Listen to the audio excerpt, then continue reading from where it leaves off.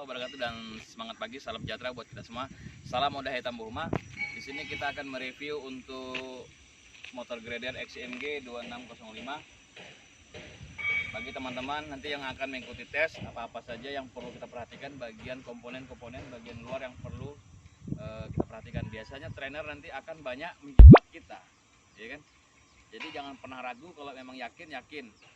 Mari kita lanjut ke sini. Kita mulai dari pos bagian 2 untuk tayar. Di sini motor grader ini menggunakan tayar 205, ringnya ring 25.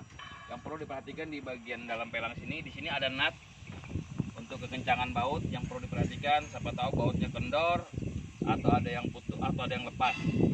Sorry untuk tayar ini kotor karena belum sempat dibersihkan. Kita lanjut di bagian depan sini. Di bagian depan sini yang perlu kita perhatikan bagian lampu kerja kiri dan kanan, lampu kerja LED yang di atas dan rotari. Grader ini sudah dilengkapi dengan lampu LED, Pak. Jadi untuk sen kiri, sen kanannya lebih simple, lebih di atas lagi. Jadi yang perlu diperhatikan di bagian depan sini, posisi silinder ini untuk wheel, posisi wheel kiri dan kanan, memiringkan ke kiri dan ke kanan.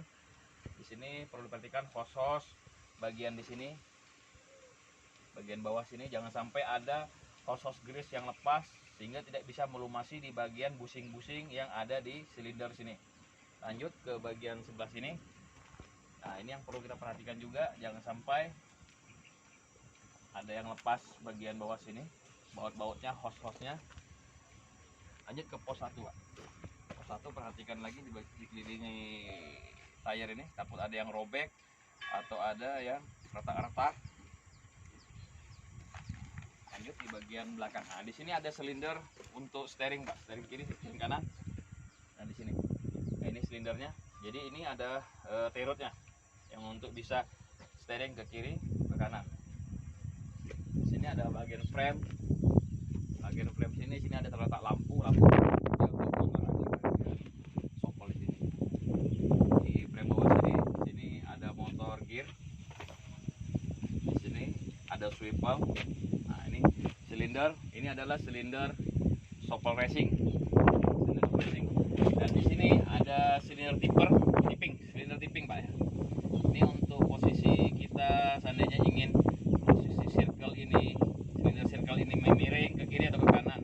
Dan di sini ada posisi di bracket frame di sini ada pin di dalam untuk menyesuaikan apabila kita ingin bikin slope, kemiringan tanggul atau apa untuk perapian. Jadi kita bisa memindahkan. Di sini ada pin dan ada tombol di atas sana, tombol switch controlnya, switch control di sana. Tinggal kita pencet, dia akan bisa keluar masuk pinnya. Posisi pin ini jadi bisa untuk bikin floating, menetapkan posisinya, jangan kemana-mana, jangan lari untuk floating ya, Pak. Nah, di bagian sini ini adalah drawbar atau sopel lah, sering disebut juga bahasa sehari-hari sama kawan itu biasanya pisau grader gitu ya. Jadi bagian bawah sini yang perlu kita perhatikan, di sini ada gear sekeliling ini, gear swing. Nah, itu kita perlu perhatikan apakah sudah kena pelumasan grease atau belum, dan hos-hos juga perlu kita perhatikan di sini, Pak. Jangan sampai hos-hos ini kendor sehingga mengeluarkan rembesan atau tetesan oli. Di bagian sini ada terlihat lampu kerja. Dan ini adalah kontrol valve untuk penggerak masing-masing silinder, Pak. Silinder arm, silinder sopel, steering, apa semua. Jadi disinilah penggeraknya nih, kontrol valve-nya. Nah, untuk grader ini 2605 ini dia masih menggunakan steering sekunder, dan untuk tuasnya dia pakai manual, bukan pakai PPC. Dia masih menggunakan manual. Ini ada silinder artiknya, Pak, untuk patah pinggangnya di saat posisi kita berjalan. Saya ingin memiringkan sedikit posisi artiknya bisa. Jadi ini untuk fungsinya untuk bisa patah pinggang, Pak. Lanjut lagi bagian tayar di sini, pos 3.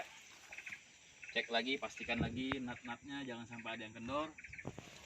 Dan yang di tengah ini adalah tandem. Ini adalah tandem, isi olinya itu sekitar 85 liter. oli tandem. Di tandem sini ada chain, ada rantai. Lanjut bagian belakang. Untuk baterai, dia posisinya di dalam sini Pak, dalam box baterai, kiri kanan. Dia ada 2 baterai.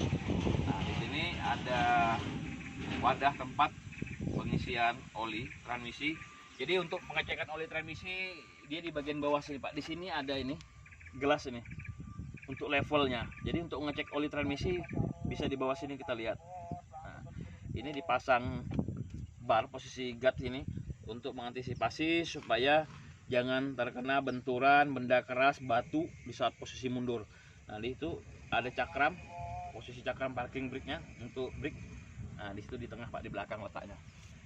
Jadi di bagian belakang sini ada point ripper Pak. Point ripper yang akan kita gunakan di saat posisi kita ingin meripping jalan yang agak bergelombang atau undulasi. Dan di bagian belakang sini terletak ada 2 lampu mundur, dan dia grader ini memiliki kamera mundur. Depannya di sini ada pan penggerak kipas dengan menggunakan sistem hidrolik. Mari kita beralih ke belakang. Nah di sini baterainya tadi Pak, yang kiri kanan.